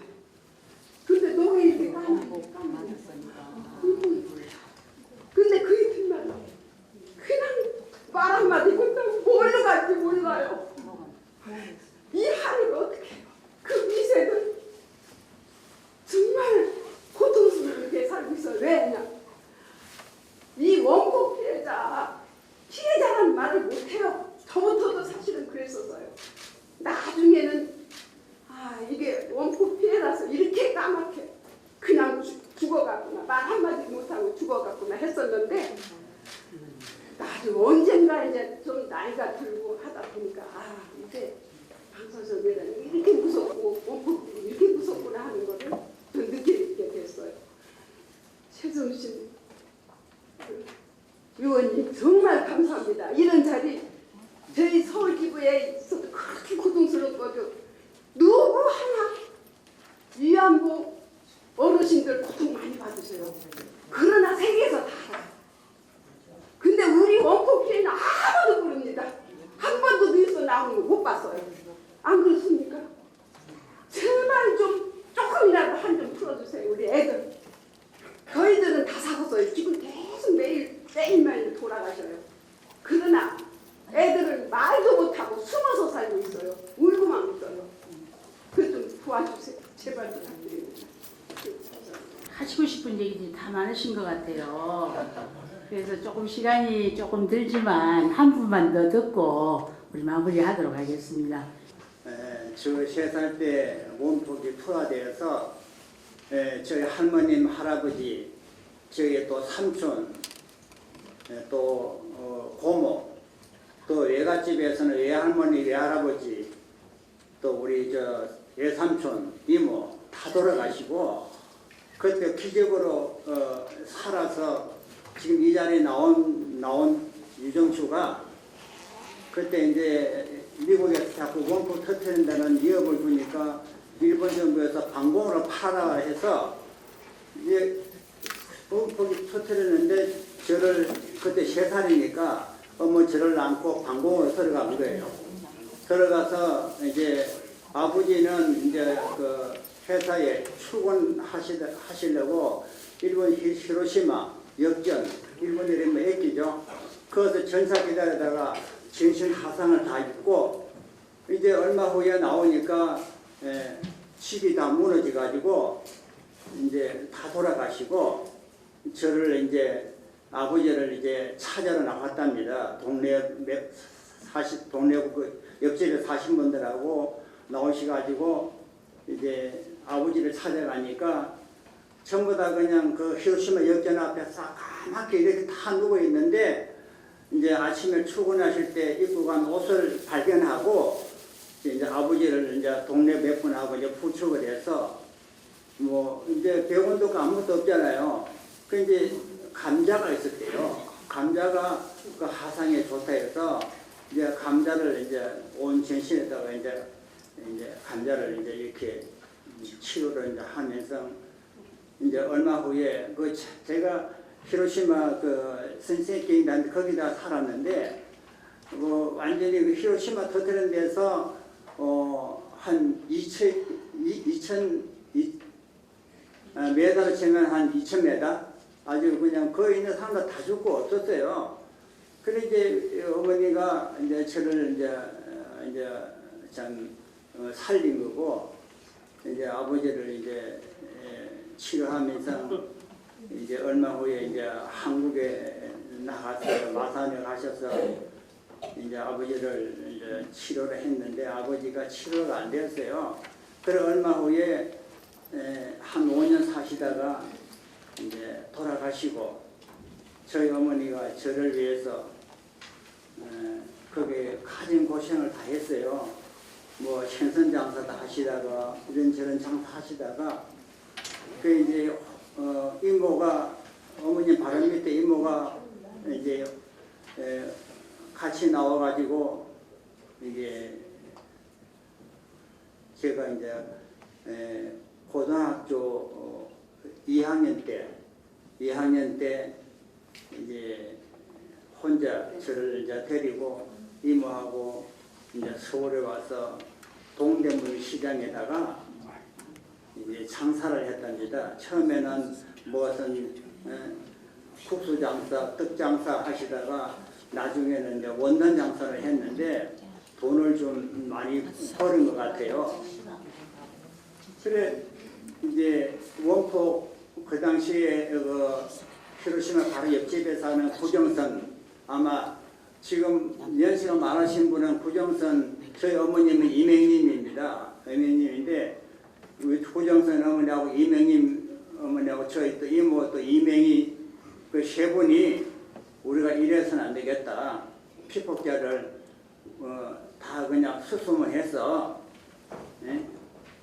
이제 피폭자를 모임을 가져야 되겠다 해서 거기에 도남동에 도남시장 옆에 조그마한 사무실 하나 이렇게 마련해가지고 그때 초대 회장이 신영수 회장이신데 신영수 회장님이 이제 아마 피폭자가 제일 많은 곳은 합천이었거든요.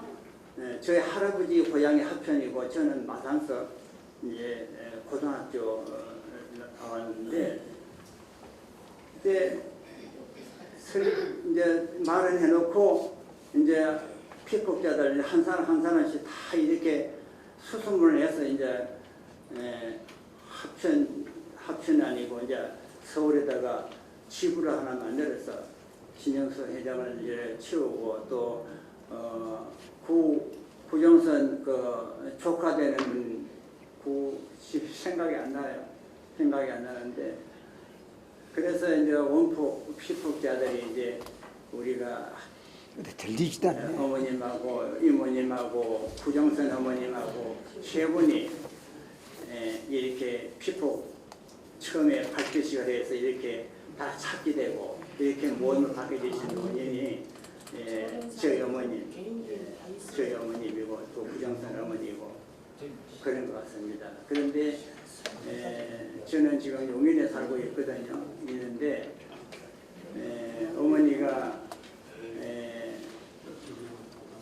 치매로 10년 사시다가 여기 반포동에서 35년 살았어요. 제가 살다가 어머니가 치매 걸려가지고 10년 고생하시다가 2009년에 돌아가셨어요. 돌아가셔가지고 그 아버지 유골이 마산에 있었는데 유골을 모시다가 지금 경기도 이천에 유토피아에다가 모셨는데 저는 그 후로 어머님도 그렇고 저는 지금 한국 나이로 77인데 저도 그냥 뭐 여기 접시자 병원에 한 달에 한 번씩 와서 약 타먹고 뇌경색 진단을 받았는데 이제 저도 결혼해서 이제 3남매를 낳았는데 그 자녀들도 지금 아주 몸이도 안 좋고 너무 사는 게 너무 힘든 것 같아요. 그래서 참 어머님이 그 밑거름이 되어서 그래도 우리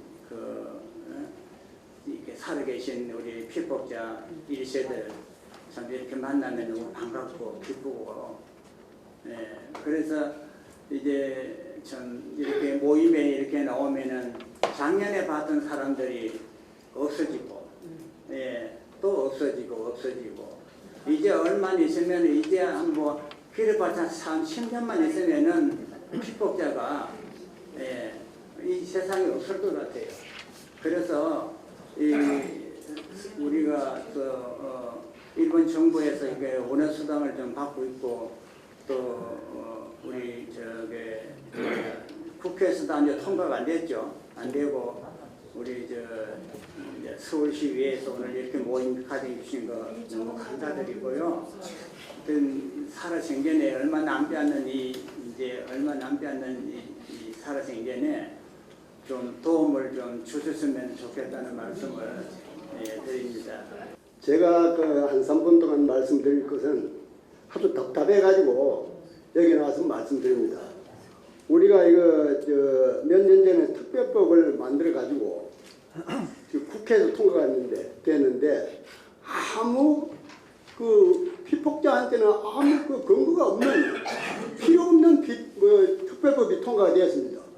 특별법이 통과되고 나서 여태까지 피폭자들한테 돌아온 건 아무것도 없어요. 우리가 주로 싸운 것은 우리 회원들이 뭉쳐가지고 지부를 원폭 협회를 만들어가지고 일본과 싸워가지고 각기훈 회장님이 일본과 소송을 해가지고 우리가 이기지 않습니까? 그 후 노태우 대통령이 일본 가가지고 일본 수상과 참 조례해가지고 40억이라는 돈을 가져와가지고 우리 합천 해관도 짓고 했습니다. 그 후에는요 설문조사는 1년에 몇 번씩 대학생 나와서 설문조사하지 방송국에 나와서 조사하지 조사는 계속 해가지고 가가지고 이거는 허지부지 종이장이 되고 말았어요. 그래서 오늘 답답한 것은 최정순 의원님이 전 우리를 위해서 이 자리를 만들어 주신 것은 너무 고맙고 감사합니다. 제가 부탁이 할 것은 딱 한 가지 있습니다. 2세에 대해서 일본은 지원 사업이 없고 1세에 대해서만 있다. 그런데 그건 원인이 있습니다. 일본은 피폭을 당하고 나서 그 즉시 피폭자에 대해 치료를 다 해줬어요. 근본적인 치료를 다 해줬습니다. 우리나라는 피폭당하고 우리 피폭자를 여태까지 우리 국가에서는 눈 다 돌아봤어요. 왜해서 우리는 대한민국 국민이 아닙니까? 안 들어보다가 일본서 내가 고맙게 생각하는 것은 우리가 피폭당하면서 고맙게 생각하는 것은 일본국에서 돈을 보내줘서 우리 의료비를 지금 대주고 있습니다. 그러면은 우리 국민은 우리 정부는 뭘 하고 있었느냐 이겁니다. 제가 묻고 싶은 게 왜 우리는 지금 젊은 사람들은 길가 가다가 돌만 차도 발톱만 빠져도 이걸 참 무슨 사업이나 무슨 지원을 하면서 대한민국의 피폭자 불쌍하게 살아가지고 우리 나라가 못 살아고 일본에 그냥 버려먹고 살로 갔던 끌려갔던 간에 이미 거기 가서 피폭당하고 불쌍하게 다 죽고 살아온 거 아닙니까? 그러면 불쌍히 여겨가지고 지원을 해줘야죠. 이것을 여태까지 지원 안 하고 지금 평균 나이가 84세입니다. 많이 살아봐야 5년 6년이에요. 이 사람들을 방치해가지고 지금 최 의원님이 이렇게 나오셔가지고 고맙게 이게 토론장을 만들어가지고 조례를 만든다 하는데 이게 헛되게 하지 말고 한 번을 하더라도 좀 조속히 좀 해주고 결실을 맺어줬으면 대단히 고맙게 생각하고 있습니다. 감사합니다. 답답하셨겠어요. 예, 그리고 또 국회 법도 지금 아직 구체적으로 좀 안 돼 있고요. 그래서 조례가 얼마나 힘을 발휘할 수 있을지는 저희가 할 수 있는 만큼 최선을 다해봐야 되겠고. 근데 조례가 재밌는 건 대구 같은 경우는 2, 3세까지 해당되게끔 이렇게 조례가 만들어졌더라고요. 선례가 좀 있으니까. 예, 경기도도 2, 3세까지 있으니까. 예, 그러니까 뭐 이제는 2, 3세 문제는 우리 한국에서는 이렇게 조례에서는 좀 공론화된 것 같습니다. 예. 그리고 그러면 오늘 우리 질병관리과장이 이제 우리 원폭 문제를 잘 모르지만 꼭 제가 꼭 나오라고 그랬어요. 그래서 와서 소감이나 한쪽 방향에 대해서 얘기 좀 해주십시오. 그럼 일단 토론회가 열리는 만큼 우리나라 아니면 각 지방자치단체에서는 어떻게 이런 조례라든지 아니면 지원 대책이 있는가 좀 알아보자 해서 제가 좀 분석을 좀 해봤습니다. 그래서 특별법을 봤더니 이제 국회 통과를 한 건 있지만 뭐 의료전이 있는 것 같습니다. 의료전 뭐 수술비나 뭐 진찰, 검사비, 입원비, 뭐 약집 여러 가지가 있는 것 같은데 그럼 이걸 상위법을 해서 지방자치단체에서는 어떻게 하고 있는가 봤더니 지금 광역자치단체에서 5개, 4개 시도에서 조례가 정해져 있어가지고 피해자들한테 지금 지원을 해주고 있는 상황이고 기초자치단체는 아까 말씀하셨듯이 합천군에서 하고 있는 것 같습니다. 대부분 이제 복지 쪽에서 이렇게 일을 하고 있는 것 같고 주로 내용을 보면 그 원폭 피해자의 후원이라는 뭐 내용이 있고 원폭 피해자의 전시관 관리 또는 뭐 주거복지 시설 지원, 그다음에 사회복지 전달 체계 및 복지 증진 뭐 대부분 이런 내용의 그 조례가 정해져 있는 것 같습니다. 그리고 또한 뭐 이제 국가적인 차원에서는 적십자사에서 지원해주는 그런 내용이 있는 것 같고 그래서 저희가 검토한 거는 만약에 서울시에서 이 조례가 이제 뭐 여러 가지 토론회를 거치고 공청회를 거쳐야 되겠지만 그 조례가 제정이 된다면 정말 실질적이고 구체적인 지원 방향이 돼야 되겠다. 그러려면 그런 내용을 조례에 확실히 담아줘야지만이 그 시와 그 의회와 집행부의 협업이 이루어질 수 있다. 서울시 자체도 서울시 행정기구 설치 조례에 관한 그 시행 규칙이 있습니다. 거기에 각 부서별 업무 협의가 업무 분장이 되어 있습니다. 그래서 이게 정말 잘 맞아야지만 지금 피해자분들한테 정확한 지원이 갈 수 있다. 그렇습니다. 그래서 저희가 요구하는 것은 이 조례 내용이 과연 복지를 지원할 것이냐, 아니면 의료를 지원할 것이냐, 명확히 하자. 그래야지만 그 집행부에서도 흔들리지 않고 할 수가 있다. 뭐 그런 말씀을 드리고요. 만약에 이제 토론회가 이번에 지금 열렸고 앞으로도 계속 열리겠지만 제가 좀 주문을 하고 싶은 거는 이제 아까도 말씀드렸지만 피해자분들한테 실질적이고 구체적인 지원이 되기 위해서는 조례 제정의 내용이 정말 중요하다. 그 내용을 여러분들하고 이제 저희 집행부나 아니면 의회 쪽하고 해서 많은 토론회를 거쳐야 될 거다라고 이렇게 생각을 하고요. 그러기 위해서는 이제 뭐 저희 집행부의 뭐 조례도 좀 봐야 될 것 같고 또 의회하고서 많은 협업이 있어야 되지 않을까. 일단 현재 상태에서는 서울시에서도 어떤 그 가르마가 타지지 않은 그런 상황에서 제가 어떻게 해드리겠다는 말씀을 참 드리기는 어려운 상황이고 그래서 앞으로 계속 토론이나 공청회를 거쳐서 이게 좀 더 구체화되고 실질적으로 지원 방안이 나왔으면 좋겠다는 말씀 드리겠습니다. 감사합니다. 지금 연세가 많이 들으셨으니까 우리가 가야 되니까 양동원 협조 그거 좀 넣어주세요. 예, 제가 말씀드리겠습니다. 저는 2세 후손의 지부장으로 저기 그 의료가 시급합니다. 그 지금 식병으로 많은 그 저기 지금 2세, 3세가 죽어가는데 이거 1세분들이 전에 이게 그 책정이 될 때 2세, 3세까지 왜 생각을 못합니까? 자기들 생각만 해가지고 지금도 저기 그 양론 찾는데 2세, 3세 의료 혜택을 먼저 줘야 돼요. 내 자식들 아니에요. 그래서 복지보다도 의료 혜택을 줘야 됩니다. 결국에는 이게 둘 다 필요하거든요. 그렇지 않습니까? 뻔한 일이고 그 보건복지계통에서 등급 판정을 받고 지원 조치를 해야 되는 일이고 기존의 시스템 속에서 할 수 있는 일입니다. 특별하게 무슨 따로 조례를 만든 정책이 아니더라도 기존에 그런 주간보호 시설이라든지 시스템이 있기 때문에 그걸 전복을 시켜주는 건 아마 굉장히 좀 신경 쓰면 가능한 일일 것 같고요. 그리고 아까 이제 과장님께서 말씀하신 실질적인 도움을 주기 위한 여러 가지 역할 분담과 협업 이거 그래서 경기도는 아마 보건복지를 주로 하고 의료를 부로 하는 이런 형태의 참여 방식을 선택하는 것 같습니다. 그건 이제 참고를 하시고 서울시의 행정시의 조건에서 하면 될 것 같습니다. 그리고 좀 최영선 의원님 워낙 뚝심이 있으시고 추진력이 있으시기 때문에 잘 해 나가실 겁니다. 네. 사례에 대해서 증언하시는 거를 듣고 굉장히 제가 그동안에 몰랐던 것도 이제 많이 말씀해 주셨는데 경기도 조례 보게 되면은 이제 상시적인 위원회가 있어가지고 원폭 피해자 대표들이 몇 사람이 거기 가서 이제 지원 정책을 하는데 참여를 하도록 되어 있는데 그런 게 굉장히 중요하다고 생각합니다. 예. 조금 전에 말씀하신 강윤자님 말씀처럼 저도 지구장인 한 사람으로서 우리 서울 쪽에도 복지관이라도 앞으로 있어야 되지 않겠느냐. 합천에 있습니다만은 이 위에도 서울을 중심으로 해서 그런 게 꼭 필요하다고 생각하고요. 또 경기도 지회장님 말씀하신 것처럼 박성복 회장님 말씀하신 것처럼 2세, 3세 후세에도 의료 지원이 딴 데 지금 타도에서는 하고 있는데 지방자치대에서 저아리는 하고 있는데 서울도 거기서 이루어져야 되는 게 사실인 것 같습니다.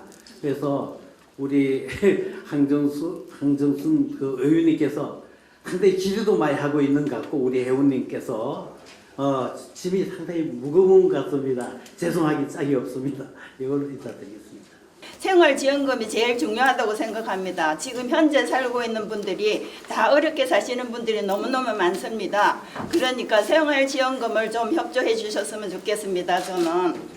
시에서 할 수 있는 게 한계가 있기는 있습니다. 근데 시에서 할 수 있는 것만 찾아도 뭐 좀 많이 있지 않겠다. 근데 제가 환경수자원위원회 위원입니다. 그래서 보건복지나 의료복지 문제는 다음 토론회 때는 그쪽 분야의 사람들이 다 오셔가지고 같이 협업을 내야 됩니다. 저는 이제 우리 이대수 선생님 말만 뚝심으로 밀고 가고 의료복지 분야나 다른 분야에는 사람들 다음에 또 모시고 의원님들을 모시고 와서 이제 구체적으로 조례를 놓고 고민하는 시간을 한 번 더 가져야 될 것 같습니다. 저희가 이번 토론회는 우리가 너무 모르고 있다. 이 절실함을 전달하는 시간을 갖는 걸로 했습니다. 그래서 오늘 사례 발표도 많이 했고요. 우리 또 다른 혹시 한 말씀 하실 수 있으면 없으시면 마무리해도 되겠습니까? 예, 오늘 한마디 더 하셔야 되겠습니다. 예. 네, 오늘 1차 토론회를 마무리하는 과정에서 어차피 많이 모이셨습니다. 우리 회원님께서 2차 토론회가 아마 11월 중순경에 할 예정으로 하고 있습니다. 이때도 여러분 회원님께서 많이 참여하셔서 정말 관심을 갖고 참여를 해 주셔야만이 이게 우리가 활성화될 수 있고 또 해주신 분도 신이 나는 것입니다. 그래 해주시를 다시 부탁드리겠습니다. 다음에 또 만나겠습니다. 감사합니다. 이것으로 끝내겠습니다.